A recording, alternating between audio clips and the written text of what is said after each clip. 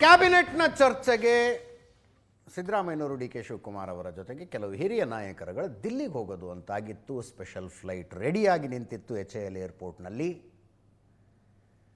ಉಳಿದವರೆಲ್ಲರೂ ಅಂದ್ಕೊಂಡಂಗೆ flight ಹತ್ತಿದ್ರು. Zameer Ahmed Khan ಅವರು ಕೂಡ ಈ ಫ್ಲೈಟ್ನಲ್ಲಿ ದಿಲ್ಲಿಗೆ ಹೋಗಬೇಕಾಗಿತ್ತು. ಸಿದ್ದರಾಮಯ್ಯನವ್ರು ಕರೆದು ನೀನು ಬರೋದು ಬೇಡ ಅಂದ್ಬಿಟ್ರು. ಯಾಕೆ? ಸ್ವಲ್ಪ ಹೊತ್ತಿಗೆ ಮುಂಚೆ ಒಂದು ಆಡಿಯೋ ರಿಲೀಸ್ ಆಗಿಬಿಟ್ಟಿತ್ತು, ಪಬ್ಲಿಕ್ ಡೊಮೇನಿಗೆ ಬಂದುಬಿಟ್ಟಿತ್ತು.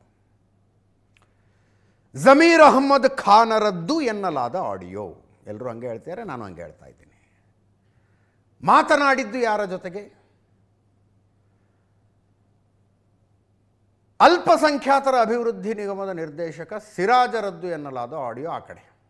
ಇಬ್ಬರ ಮಧ್ಯದ ಸಂಭಾಷಣೆ, ಎನ್ನಲಾದ ಸಂಭಾಷಣೆ. ಅದರಲ್ಲಿ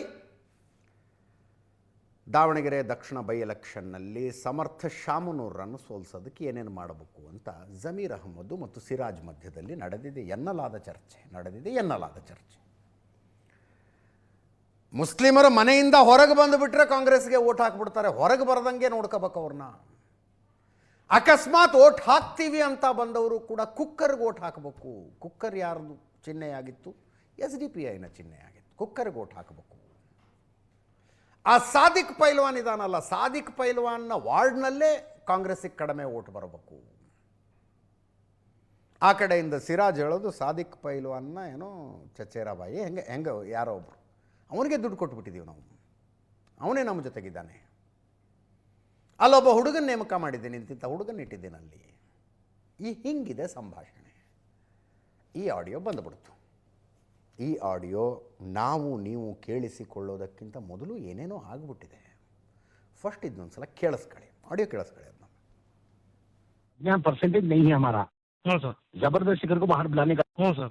अब उन्होंने क्या होता, भूता में गए तो वो कांग्रेस को दाल का आदत क्या करती, भरोसा नहीं हमना। आई सलंग बोल को इंडिपेंडेंट को भी एसजीपी दिलाओ।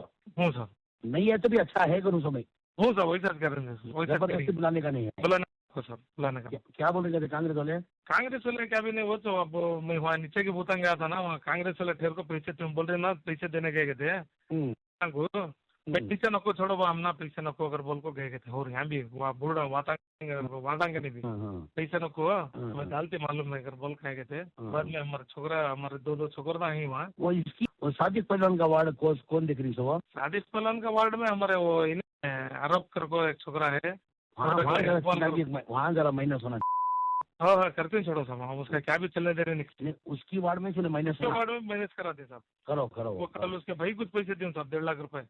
उसका चिचेरा भैया पलान कर को पैसे देखो तो क्या करता मालूम नहीं है। वार्ड में ये भूलता में ये कुकर को पढ़ना कर बोल को बात कर को दिए। कुकर कुछ चल रहा था ज्यादा, डायमंड का उनका कम है, मैक्सिमम कुकर है।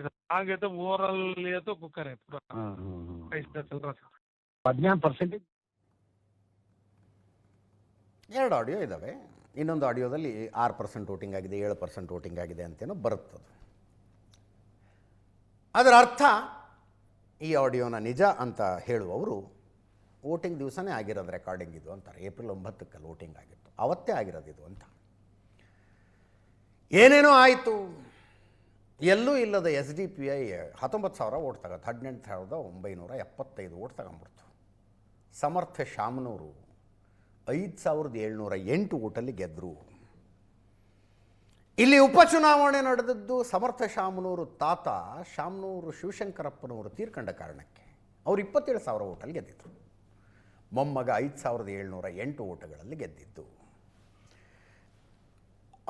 ಪೂರ್ತಿ ಹಿಸ್ಟ್ರಿ ಹೇಳ್ತಾ ಹೋಗೋದಿಲ್ಲ. ಅಲ್ಲಿ ಮುಸ್ಲಿಮರಿಗೆ ಸೀಟ್ ಬೇಕು ಅಂತ ಕೇಳಿದ್ರು, ಕೊಡಲಿಲ್ಲ, ಸಮರ್ಥಗಾಯಿತು. ಅದಾದ ನಂತರ SS ಮಲ್ಲಿಕಾರ್ಜುನ್ ಜಮೀರ್ ಅಹ್ಮದ್ ಬರದೇ ಇದ್ರು ನಾವು ಗೆದ್ಕೊಂಬರ್ತೀವಿ, ಏನು ತೊಂದರೆ ಇಲ್ಲ ಅಂದರು. ಎಲ್ಲ ಗೊತ್ತು ನಿಮ್ಮ ಕಥೆ. ಇದಾದ ನಂತರ ಇವತ್ತು ಏಕಾಏಕಿ ಆಡಿಯೋ ಬಂತು. ಇವತ್ತೇ ಬಂದಿದ್ದ ಹೊರಗೆ, ಇದ್ರ ಬಗ್ಗೆ ಯಾರಿಗೂ ಗೊತ್ತೇ ಇರಲಿಲ್ಲವ? ಗೊತ್ತಿತ್ತು.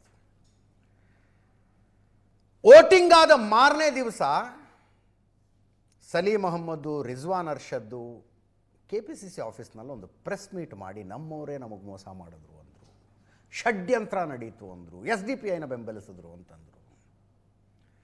ಆ ಮಾತುಗಳನ್ನು ಪ್ರೆಸ್ ಮೀಟಿಗೆ ಬಂದು ಹೇಳುವುದಕ್ಕೆ ಅವರಿಗೆ ಇದ್ದ ಕಾನ್ಫಿಡೆನ್ಸೇ ಈ ಆಡಿಯೋ. ಅದಾದ ಮೇಲೆ ಸಿದ್ದರಾಮಯ್ಯನವರಿಗೆ ಆಪ್ತರಾದ ಇಬ್ಬರ ಮೇಲೆ ಆಕ್ಷನ್ ಆಯಿತು.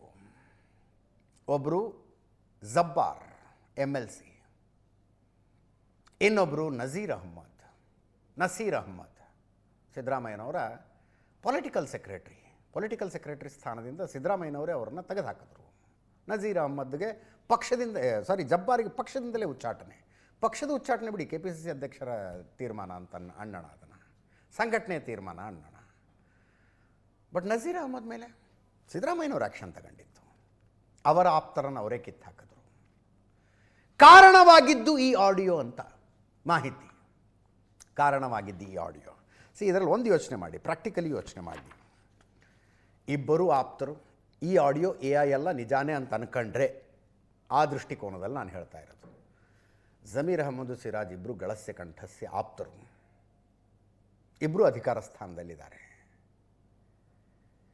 ಇಂಥದ್ದೊಂದು ಆಡಿಯೋ ಬರುತ್ತೆ ಅಂದರೆ ಒಂದು ಜಮೀರ್ ಅಹಮ್ಮದ್ ಖಾನ್ ಆದರೂ ರೆಕಾರ್ಡ್ ಮಾಡಿಬಿಟ್ಟಿರ್ಬೇಕು, ಇಲ್ಲ ಸಿರಾಜ್ ಆದರೂ ರೆಕಾರ್ಡ್ ಮಾಡಿಬಿಟ್ಟಿರ್ಬೇಕು. ಇಬ್ಬರು ಪೈಕಿ ಯಾರು ರೆಕಾರ್ಡ್ ಮಾಡ್ತಾರೆ? ಯಾಕೆ ರೆಕಾರ್ಡ್ ಮಾಡ್ತಾರೆ? ಇವತ್ತಿಬ್ಬರು ಬಂದು ಹೇಳ್ತಾ ಇದ್ದಾರೆ ಇದು AI ಕ್ರಿಯೇಟ್ ಮಾಡಲಾದ ಆಡಿಯೋ ಅಂತ ಹೇಳ್ತಾ ಇದ್ದಾರೆ. ಇಬ್ಬರಲ್ಲಿ ಯಾರೂ ಅದನ್ನ ರೆಕಾರ್ಡ್ ಮಾಡಿ ಹೊರಗಡೆ ಬಿಡುವಷ್ಟು ದಡ್ರು ಅಲ್ಲ, ಇಮ್ಯಾಚೂರು ಅಲ್ಲ. ಮತ್ತು ಹೆಂಗೆ ರೆಕಾರ್ಡ್ ಆಯ್ತು ಈ ಆಡಿಯೋ? ಹೆಂಗಾಯ್ತಿದು?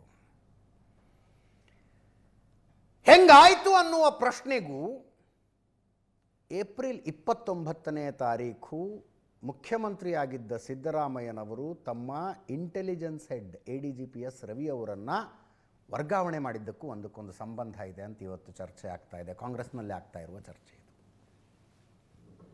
ADGP ಇಂಟೆಲಿಜೆನ್ಸ್ನ ಹೆಡ್ ಆಗಿರುವವರು ಅವರು ಹೋಮ್ ಮಿನಿಸ್ಟರ್ಗೆ ರಿಪೋರ್ಟ್ ಮಾಡ್ಕೊಳ್ಳೋದಿಲ್ಲ, ನೇರವಾಗಿ ಮುಖ್ಯಮಂತ್ರಿಗಳಿಗೆ ರಿಪೋರ್ಟ್ ಮಾಡ್ಕೋತಾರೆ. ಅವರು ಏನೂ ಕಾರಣ ಇಲ್ಲ. ಏಪ್ರಿಲ್ 29 ಅವ್ರು ಟ್ರಾನ್ಸ್ಫರ್ ಆಗಿಬಿಟ್ರು. ಅವ್ರ ಜಾಗಕ್ಕೆ ಲಾಬುರಾಮ್ ಅವರು ಬಂದರು. ಅದಕ್ಕೂ ಇದಕ್ಕೂ ಇಂಟರ್ ಕನೆಕ್ಷನ್ ಇದೆ ಅಂತ ಈ ಆಡಿಯೋ ದಿಲ್ಲಿ ತನಕ ಹೋಗಿತ್ತು. ಎರಡೆರಡು ಸಲ ಜಮೀರ್ ಅಹಮ್ಮದ್ ಖಾನ್ ಅವರು ದಿಲ್ಲಿಗೆ ಹೋಗಿ ಇದಕ್ಕೆ ಎಕ್ಸ್ಪ್ಲನೇಷನ್ನು ಕೊಟ್ಟು ಬಂದಿದ್ದಾರೆ ಅಂತ ಸುದ್ದಿ.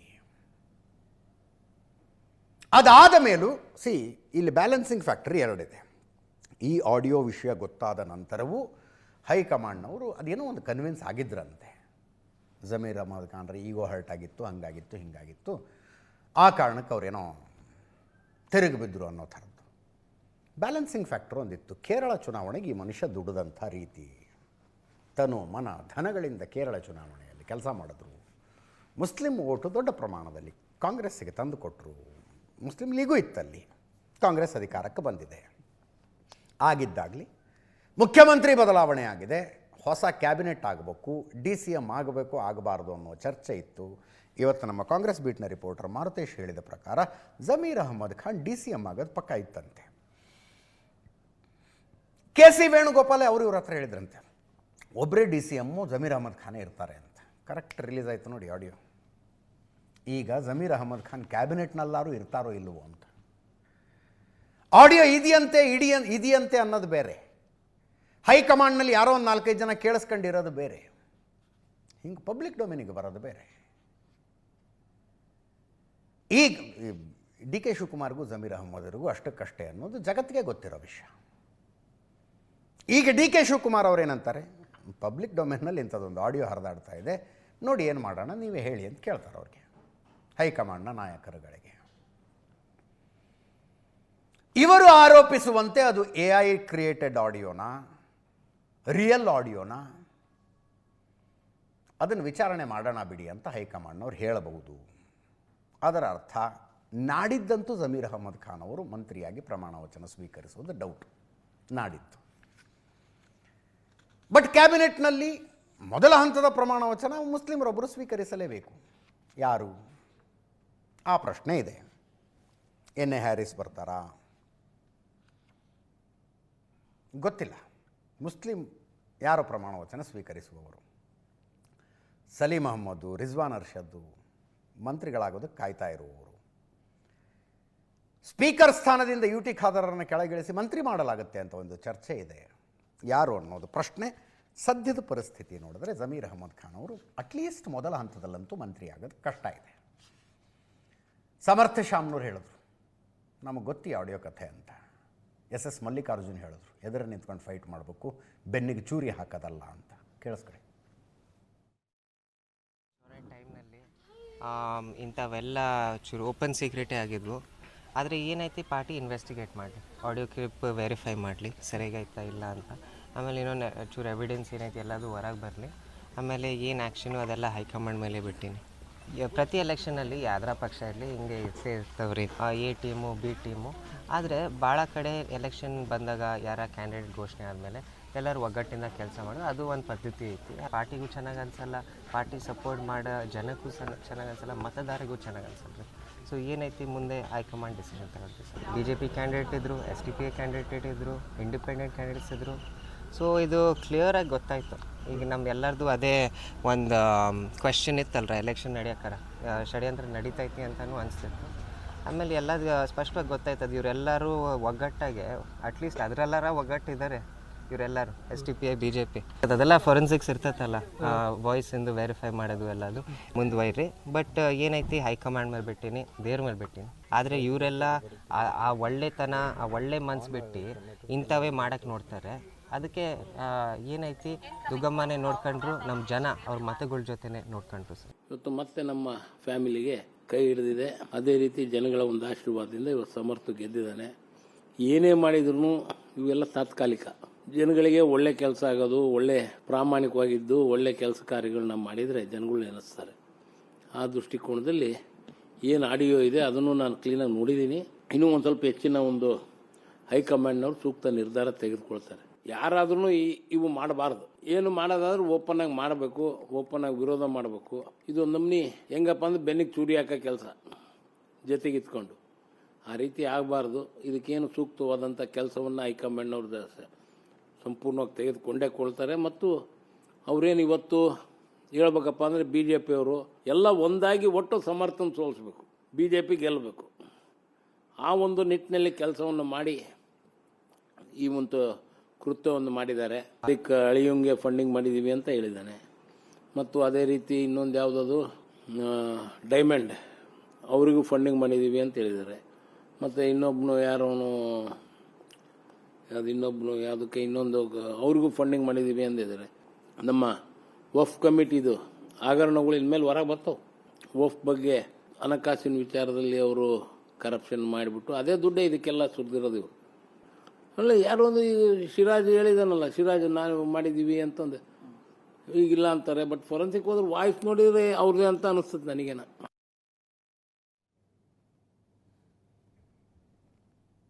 ವಕ್ಫ್ನಲ್ಲಿ ಹಗರಣ ಮಾಡಿ ಆ ದುಡ್ಡನ್ನು ಇಲ್ಲಿ ಬಳಸಿದ್ದಾರೆ ಅನ್ನುವ ಆರೋಪವನ್ನು SS ಮಲ್ಲಿಕಾರ್ಜುನ್ ಅವರು ಮಾಡಿದ್ದು. ದಿಲ್ಲಿಯಲ್ಲಿ ಇನ್ನೇನು ಮಲ್ಲಿಕಾರ್ಜುನ್ ಖರ್ಗೆ ಅವರ ಮನೆಯಲ್ಲಿ ಮೀಟಿಂಗ್ ಶುರುವಾಗುತ್ತಲ್ಲ 9 ಗಂಟೆಗೆ, ಆ ಮೀಟಿಂಗ್ನ ಇಂಪಾರ್ಟೆಂಟ್ ಪಾಯಿಂಟ್ ಆಫ್ ಡಿಸ್ಕಷನ್ ಈ ಆಡಿಯೋ ಆಗಿರುತ್ತೆ. ಉಳಿದಂತೆ ನಾಡಿದ್ದು ಎಷ್ಟು ಜನ ಪ್ರಮಾಣ ವಚನ ಸ್ವೀಕರಿಸಬೇಕು, DK ಶಿವಕುಮಾರ್ ಅವರ ಜೊತೆಗೆ ಯಾರ್ಯಾರು ಎಷ್ಟು ಜನ, ಅದಕ್ಕೆ ಕಾರಣಗಳು ಸ್ವಲ್ಪ ಚರ್ಚೆಗಳಾಗ್ತವೆ. ಈ ಹೆಸರು, ಈ ಜಾತಿಯ ರಿಪ್ರೆಸೆಂಟೇಷನ್ನ ಕಾರಣಕ್ಕೆ, ಈ ಪ್ರಾಂತ್ಯದ ರಿಪ್ರೆಸೆಂಟೇಷನ್ನ ಕಾರಣಕ್ಕೆ ಈ ರೀತಿಯಾದಂಥ ಚರ್ಚೆಗಳಾಗ್ತವೆ.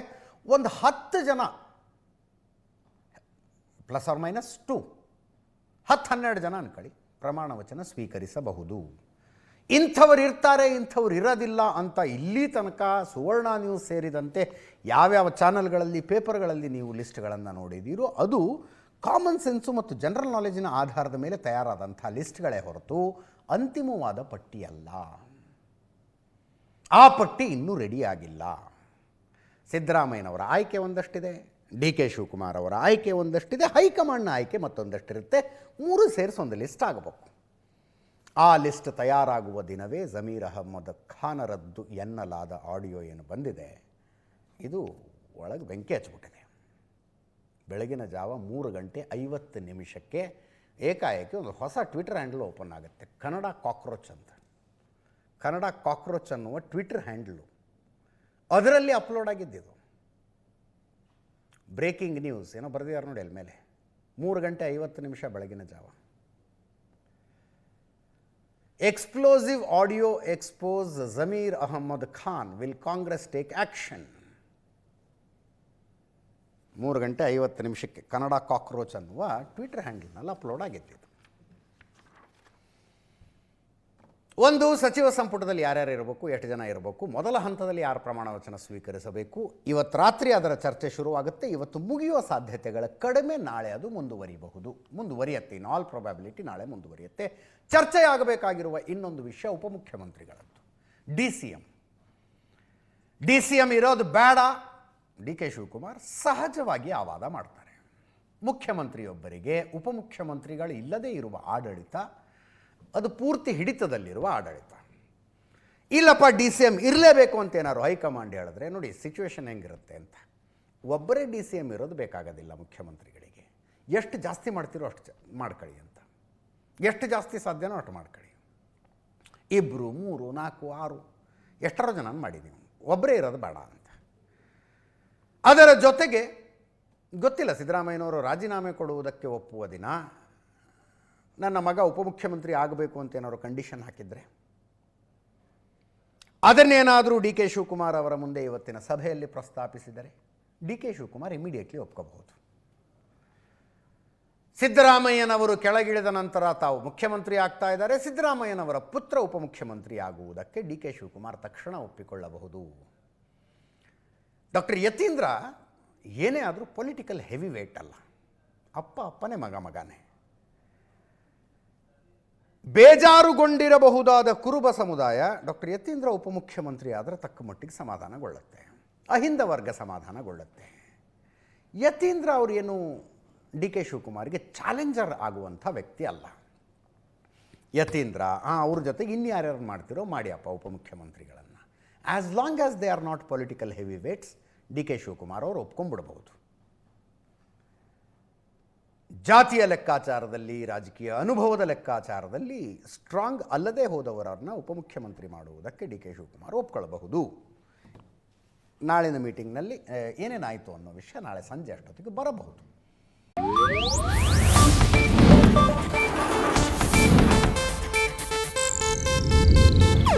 ಇದು ಏಷ್ಯಾನೆಟ್ ನ್ಯೂಸ್ ನೆಟ್ವರ್ಕ್ ಪ್ರಸ್ತುತಿ.